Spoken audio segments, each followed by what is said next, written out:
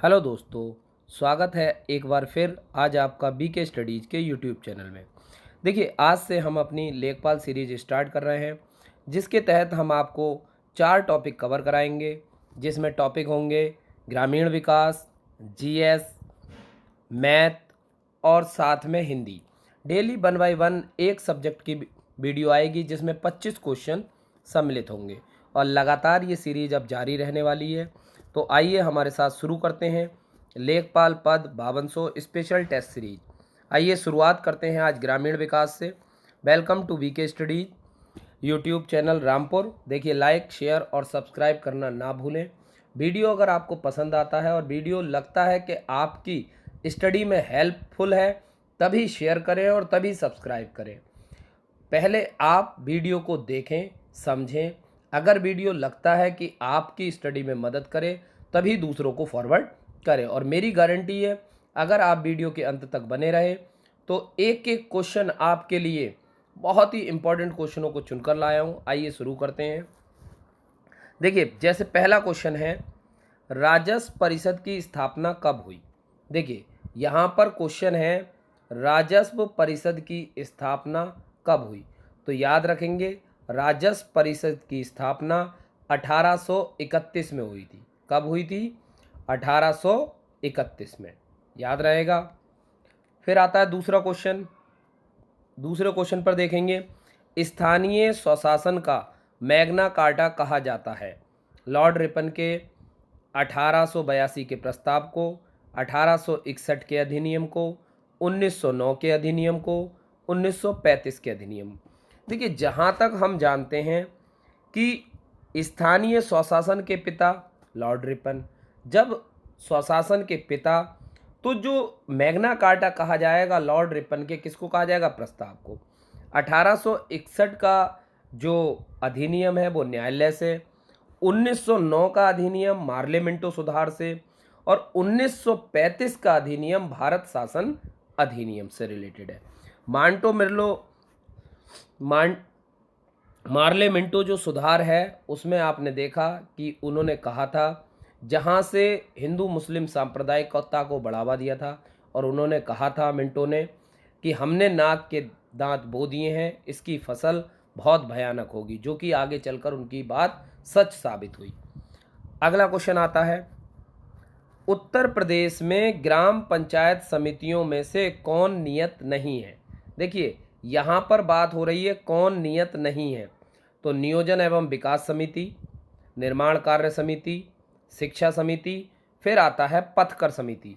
देखिए, ये हिंदी में आपको पथकर लिखा है, अगर मैं इंग्लिश में इसका देता टोल टैक्स, तो टोल टैक्स अगर मैं आपको दे देता तो आप तुरंत लगा देते उत्तर। देखिए, पथकर यानी रोड टैक्स समिति जो है वो नियत नहीं है, बाकी सारी समिति क्या है? नियत है। आगे बढ़ते हैं। उत्तर प्रदेश में ग्राम पंचायत के कार्यकाल की गणना होती है। उत्तर प्रदेश में ग्राम पंचायत के कार्यकाल की गणना होती है निर्वाचन के दिन से, शपथ के दिन से, प्रथम बैठक की तिथि से, या फिर इनमें से कोई नहीं। तो जो इसका सही उत्तर आएगा वो आएगा प्रथम बैठक की तिथि से। कहाँ से होगी? प्रथम बैठक की तिथि से। अगला क्वेश्चन आता है, खसरा मसाहती तैयार करना प्रमुख कार्य है। देखिए, क्वेश्चन पर ध्यान रखिएगा। खसरा मसाहती तैयार करना प्रमुख कार्य है तहसीलदार का, लेखपाल का, ग्राम सचिव का, प्रधान का। तो याद रखें, खसरा मसाहती तैयार करने का जो महत्व काम है वो है लेखपाल का। किसका है? लेखपाल का। आइए बात करते हैं अगले क्वेश्चन की तरफ। उत्तर प्रदेश में पंचायत चुनाव संपन्न कराए जाते हैं निर्वाचन आयोग द्वारा, जिलाधिकारी द्वारा, सरकार द्वारा गठित समिति द्वारा, खंड प्रमुख द्वारा। तो याद रखेंगे, ये कराए जाते हैं निर्वाचन आयोग द्वारा। लेकिन कौन से निर्वाचन आयोग द्वारा? तो ये है राज्य निर्वाचन आयोग। कौन सा आयोग? तो राज्य निर्वाचन आयोग द्वारा ये चुनाव कराए जाते हैं। याद रखेंगे, इसकी देख रेख का जिम्मा जो होता है कौन करता है? किसकी निगरानी में होता है? राज्य निर्वाचन आयोग। देखिए, यहाँ पर राज्य निर्वाचन आयोग होता, तो निर्वाचन आयोग और राज्य निर्वाचन आयोग, कभी आपके पास दो ऑप्शन आ जाएं तो वहाँ पर आपको राज्य निर्वाचन आयोग लगाना है। अगर राज्य निर्वाचन आयोग ऑप्शन में नहीं है और निर्वाचन आयोग है तो आप निर्वाचन आयोग उत्तर लगाएंगे। बात करते हैं अगले क्वेश्चन की तरफ। तो देखिए अगले क्वेश्चन में है, एक चैन बराबर होता है, एक चैन बराबर होता है आपका 72 फीट, 84 फीट, 66 फीट या 19 मीटर। तो एक चैन की लंबाई 66 फीट के इक्वल होती है। कितने फीट के इक्वल होती है? 66 फीट। तो याद रखेंगे एक चैन की लंबाई 66 फीट। आगे आता है अगला क्वेश्चन। तो देखिए अगला क्वेश्चन है, उत्तर प्रदेश में ग्राम प्रधान का चुनाव होता है प्रत्यक्ष रूप से, अप्रत्यक्ष रूप से, अनुपातिक पद्धति से और सरकारी अधिकारियों द्वारा। तो याद रखें प्रत्यक्ष रूप से चुनाव कैसे होते हैं? जब वोटिंग के द्वारा किसी का चुनाव होता है, जब वोटिंग के द्वारा किसी का चुनाव होता है तो वो कैसा रूप कहलाता है? प्रत्यक्ष रूप।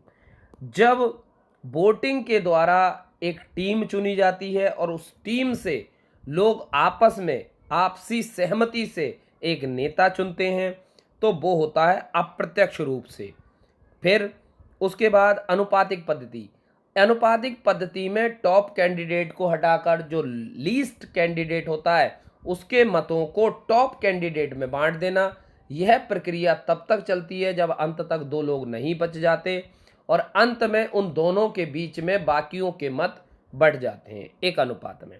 तो ये कहलाती है। और सरकारी अधिकारी द्वारा यानी किसी को मनोनीत कर देना। ठीक। नेक्स्ट क्वेश्चन है, ग्रामीण विकास से संबंधित 20 सूत्री कार्यक्रम की शुरुआत हुई थी। याद रखें ग्रामीण विकास से संबंधित 20 सूत्री कार्यक्रम की शुरुआत हुई थी 1971, 1974, 1975। तो याद रखेंगे 1975, प्रधानमंत्री इंदिरा गांधी। नेक्स्ट, 1903 में हैमिल्टन द्वारा तैयार की गई आदर्श ग्राम योजना सबसे पहले कहाँ लागू की गई थी? तो याद रखें यहाँ पर बच्चों में कन्फ्यूजन हो जाती है। वो राजस्थान के नागौर ज़िले देखते हैं, लेकिन राजस्थान के नागौर ज़िले में पहली बार पंचायत समिति यानी पंचायतों का गठन हुआ था। यहाँ पर बात हुई है आदर्श ग्राम योजना, तो ये हुई है मद्रास के सुंदरम ग्राम से, मद्रास के सुंदरम ग्राम से। रोजगार आश्वासन योजना संबंधित है ग्रामीण क्षेत्र से, नगरीय क्षेत्र से, मलिन बस्ती क्षेत्रों से या फिर अल्पसंख्यक बहुल क्षेत्रों से। तो इसका सही उत्तर होगा ग्रामीण क्षेत्रों से। आइए बढ़ते हैं अगले क्वेश्चन की तरफ। देखिए भू राजस्व लगान का क्या अर्थ है? भू राजस्व लगान का क्या अर्थ है? तो यहाँ पर है कृषक द्वारा दिए जाने वाला प्रत्यक्ष कर, कृषक द्वारा दिए जाने वाला सिंचाई शुल्क, कृषक द्वारा कृषि भूमि के उपयोग में सरकार को दी जाने वाली राशि। ठीक है, तो इसका सही उत्तर होगा कृषक द्वारा कृषि भूमि के उपयोग में बदले में सरकार को दी जाने वाली राशि। उत्तर प्रदेश में पंचायती राज अधिनियम कब लागू हुआ? तो ये जब मैंने आपको बताया था तो 92-93, तो ये क्या हुआ था आपको पता होगा 24 अप्रैल 1993 को क्या नियम लागू हुआ था? पंचायती राज अधिनियम लागू हुआ था, जिसके उपलक्ष्य में पंचायती राज दिवस मनाते हैं। इस पर एक वीडियो में ऑलरेडी बना चुका हूँ। भारत में पंचायती राज की स्थापना करने वाला दूसरा राज्य है, तो इसके बारे में भी बता चुका हूँ। पहला राज्य है राजस्थान, तो दूसरा राज्य कौन सा है? दूसरा राज्य था आंध्र प्रदेश। दूसरा राज्य कौन सा था? आंध्र प्रदेश। अब आता है बहुत ही महत्वपूर्ण क्वेश्चन और लेखपाल परीक्षा के लिए बहुत इंपॉर्टेंट। देखिए लेखपाल का उल्लेख किस अधिनियम में है? किस अधिनियम में है या किस धारा में है? भू राजस्व की 1904 की धारा 22 में, भू राजस्व की 1904 की धारा 23 में, भू राजस्व की 1901 की धारा 22 में, भू राजस्व की 1901 की धारा 23 में। ठीक है, तो इसका उत्तर होगा भू राजस्व की 1901 की धारा 23 में। अगला क्वेश्चन आता है, कृषि वर्ष कब से कब तक मनाया जाता है? देखिए 1 अप्रैल से 31 मार्च। अगर इसकी बात करें तो ये कहलाता है हमारा वित्तीय वर्ष। ये हमारा कौन सा कहलाता है? वित्तीय वर्ष। 1 जनवरी से 31 दिसंबर, तो ये कहलाता है हमारा अंग्रेजी वर्ष यानी कि पाश्चात्य वर्ष। 1 जुलाई से 30 जून, 1 जुलाई से 30 जून, यही हमारा कहलाता है कृषि वर्ष। ठीक है, क्योंकि हम मानते हैं जून जुलाई में मानसून आता है, तो हमारी शुरुआत जुलाई से होती है और कृषि वर्ष की 30 जून पर समाप्त होती है। ठीक, नेक्स्ट आता है खसरे में कुल कितने खाने होते हैं। खसरे में कुल कितने खाने होते हैं। तो देखिए 21, 22, 23, 24, तो याद रखेंगे खसरे में कुल कितने खाने होते हैं। तो खसरे में कुल 22 खाने होते हैं। कितने खाने होते हैं? 22। शाहजहानी जरीब की लंबाई कितनी होती है? याद रखें, शाहजहानी जरीब की लंबाई कितनी होती है? तो ये होती है आपकी 165 फीट। कितनी होती है? 165 फीट। चकबंदी विभाग का प्रमुख कौन होता है? बहुत ही अच्छा क्वेश्चन। चकबंदी विभाग का प्रमुख कौन होता है? तो यहाँ पर है चकबंदी अधिकारी, खंड विकास अधिकारी, तहसीलदार, या इनमें से कोई नहीं। तो इसका आंसर आएगा इनमें से कोई नहीं, क्योंकि चकबंदी अधिकारी ये होता है चकबंदी आयुक्त। चकबंदी विभाग का जो मुख्य अधिकारी होता है वो होता है चकबंदी आयुक्त। नेक्स्ट क्वेश्चन, उत्तर प्रदेश में लेखपाल सेवा नियमावली कब बनी? उत्तर प्रदेश में लेखपाल सेवा नियमावली कब बनी? 1972, 1992, 2006, 2008। तो इसका सही उत्तर आएगा 2006। कब बनी? तो ये बनी थी 2006 में। अगला क्वेश्चन, निम्न में कौन सा भूमि सुधार कार्यक्रम है? निम्न में कौन सा भूमि सुधार कार्यक्रम है?